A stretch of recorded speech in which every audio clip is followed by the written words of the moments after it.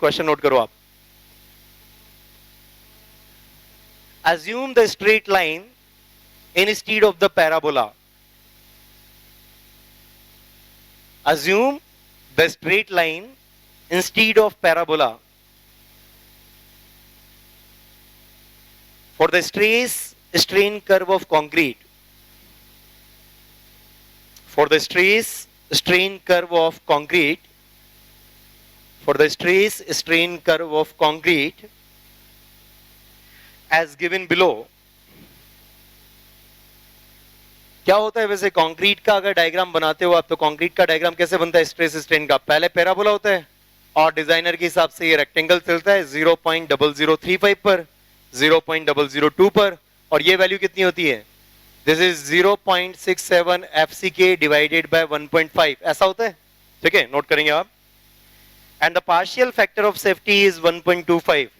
and the partial factor of safety is 1.25. तो दो change कर दिए हमने कोड में. एक तो क्या कर दिया, एक तो इसको ये कर दिया कि यहां से जो ये कर्व है ये कैसा है, ये स्ट्रेट लाइन है, लीनियर है, और उसके बाद में कांस्टेंट है. तो डायग्राम आपका ऐसा बन रहा है. ठीक है, तो बेसिकली डायग्राम आपका ऐसा है. ठीक है, तो क्वेश्चन में जो डायग्राम दिया गया है वो ये है, और साथ ही साथ में जो मटेरियल फैक्टर ऑफ सेफ्टी है वो 1.25 है. ठीक है, नोट करो आगे. A rectangular under reinforced concrete section.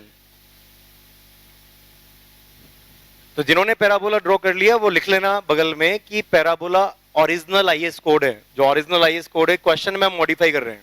ठीक है, तो नोट करो आप. A rectangular under reinforced concrete section. A rectangular under reinforced concrete section of 250 mm width, of 250 mm width and 500 mm effective depth. 250 mm width and 500 mm effective depth is reinforced with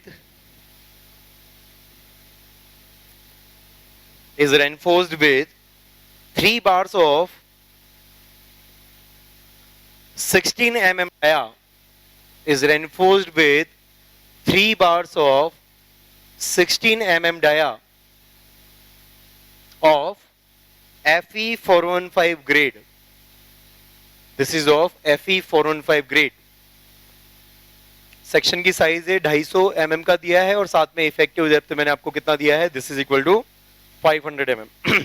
The concrete mix is M20. The concrete mix is M20.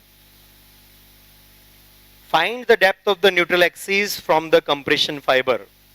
Find the depth of the neutral axis from the compression fiber. ये बोले नहीं भी तब भी हमको पता है हमेशा कहां से ली जाती है.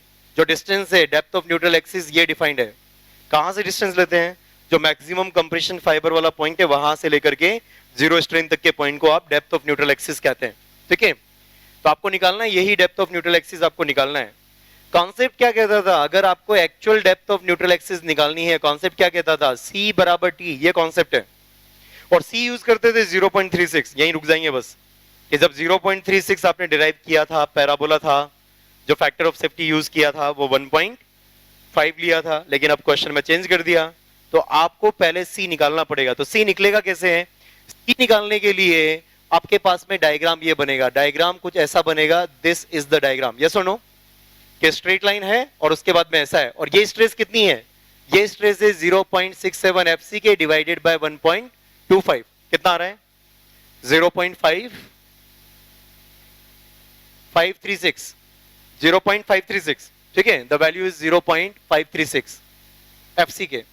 निकाल सकते हो आप कंप्रेशन फोर्स. कंप्रेशन फोर्स कैसे निकलता है? ये कहां तक होता है? ठीक है, ये क्वेश्चन के अंदर ये पूरा डायग्राम दिया हुआ था आपको. ये दिया हुआ है कहां तक? ये हो जाएगा आपका 4/7 XU तक, और ये हो जाएगा आपका 3/7 XU तक. वो कैसे निकला था? सिमिलर ट्रायंगल से. ठीक है, तो यहां पर देखो ये 0.002 है, ये 0.001 15 है, ठीक है। तो यहां से वैल्यूज आपकी सेम रहेगी 3/7xu एंड 4/7xu। अगर किसी को समझ में नहीं आया कि ये कैसे निकला था, तो इससे पहले हम स्ट्रेन डायग्राम देखें। तो स्ट्रेन डायग्राम कैसा होगा? स्ट्रेन डायग्राम कुछ ऐसा होगा, this will be the strain diagram.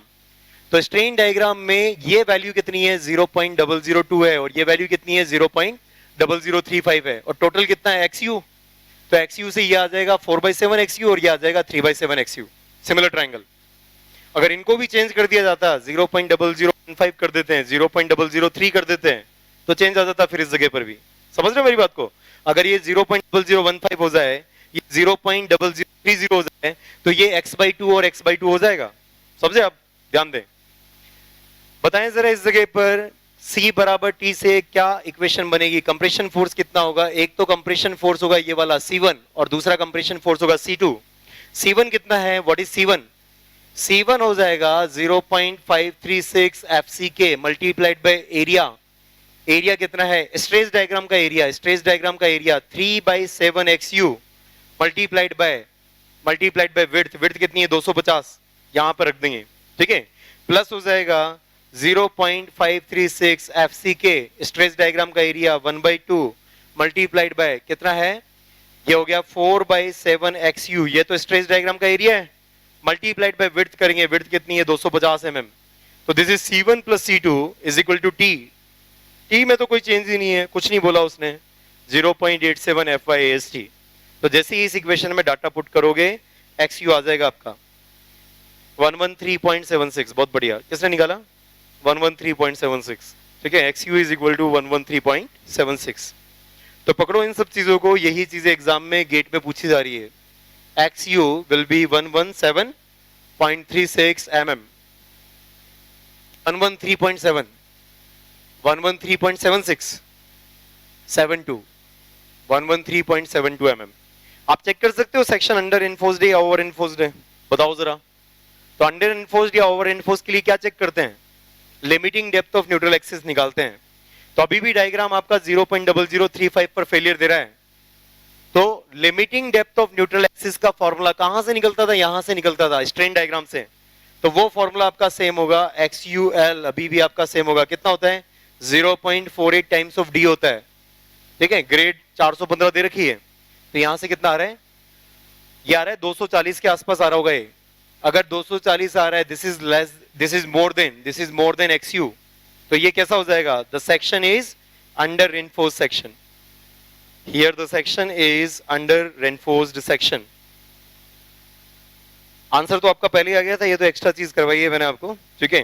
तो ऑप्शंस दिए हुए थे 95, 114, 154 एंड 195। आंसर हो गया 114 mm। अगर क्वेश्चन में limiting depth of neutral axis पूछते तो कुछ करने की जरूरत नहीं है, एनालिसिस करने की जरूरत नहीं है, 0.48 D वहां से आंसर आ जाता है, ठीक है।